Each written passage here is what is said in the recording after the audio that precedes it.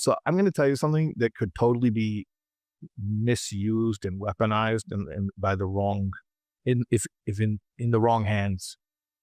And I'm putting it out here on a public forum, so I have no control over how this will be used, but I'm praying that nobody will misuse this information. Children always want a connection to their parent, always.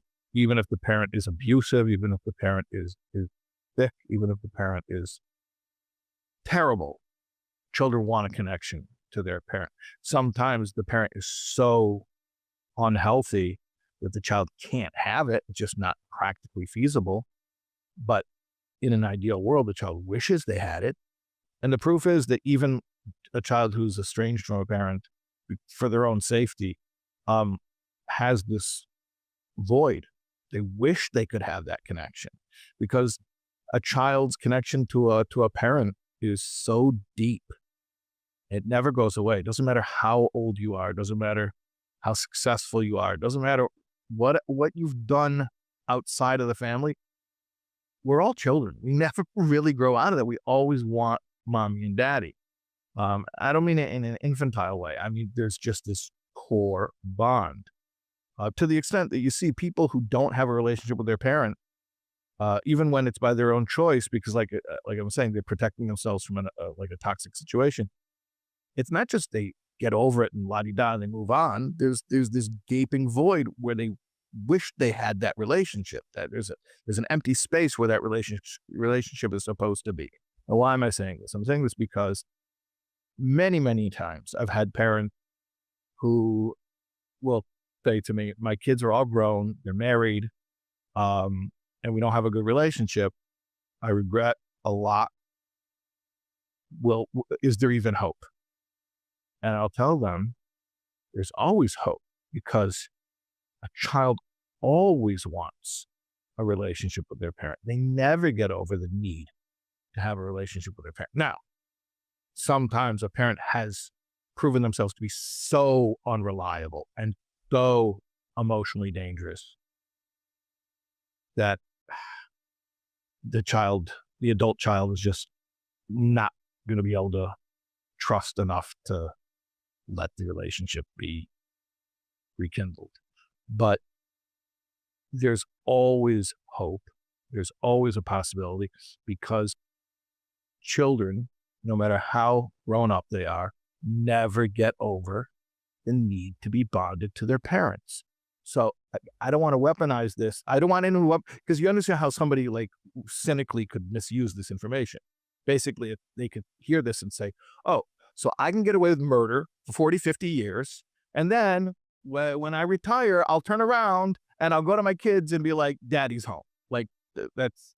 This is not what we want people to do. But what I am saying is, after the fact, if it already happened,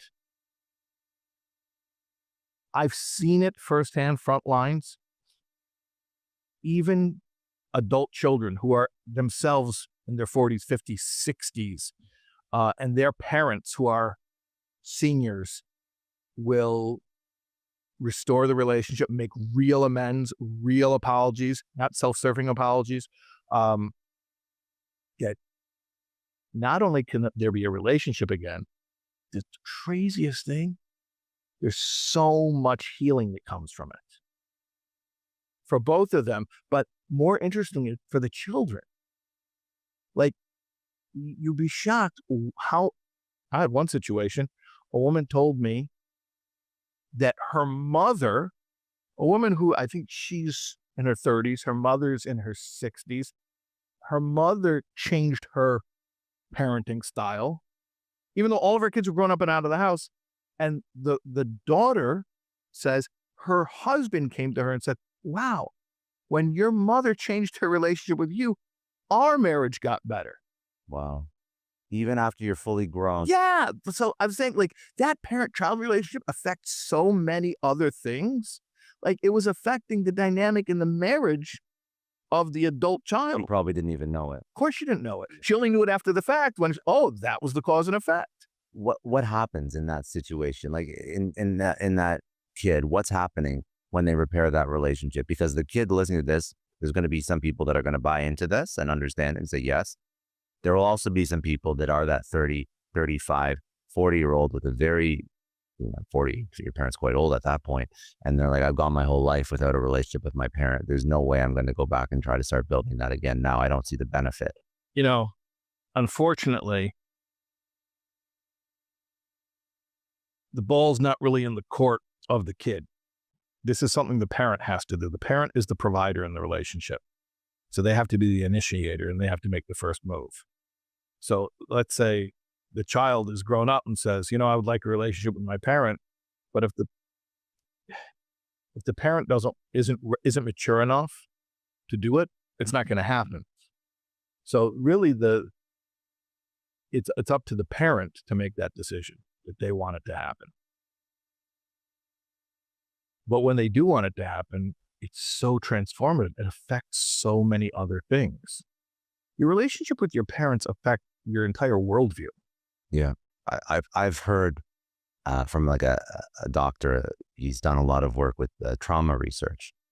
And if you look at a household of a kid growing up and the relationship with the parent, and is that house a safe space, and does the child feel safe when they come home, and is there trauma or no trauma, that impacts performance, it impacts relationships. I mean, for like years and years and years, because what that trauma, and I'm not the doctor and I don't have the medical sources to cite this, but what he is stating is that trauma turns into this subconscious, almost operating system that's running in your head all the time. And then again, he has a formula that he tries to sort of fix that. It's what therapists would do as well. But he says this can run your entire life. He saw it with his wife, who had some sort of physical autoimmune reaction because of trauma that she experienced as a child. I think it's incredible and also very scary at how much that relationship and that home can impact. How much impact?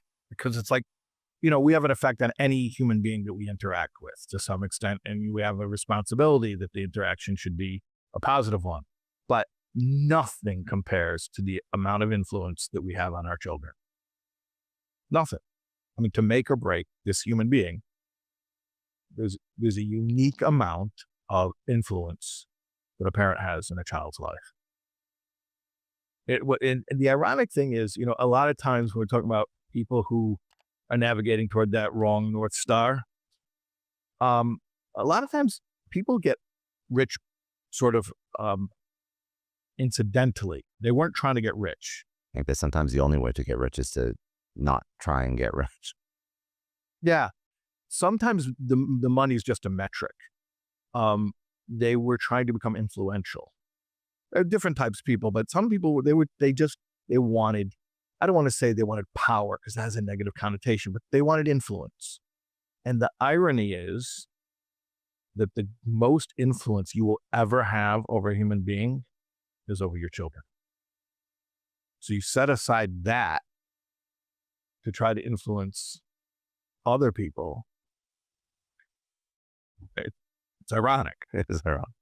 Hey, this is Shais Taub. You were just watching a clip from this class. If you want to get the full context, the full class that this clip that you just watched was from, you watch right here. Click right here.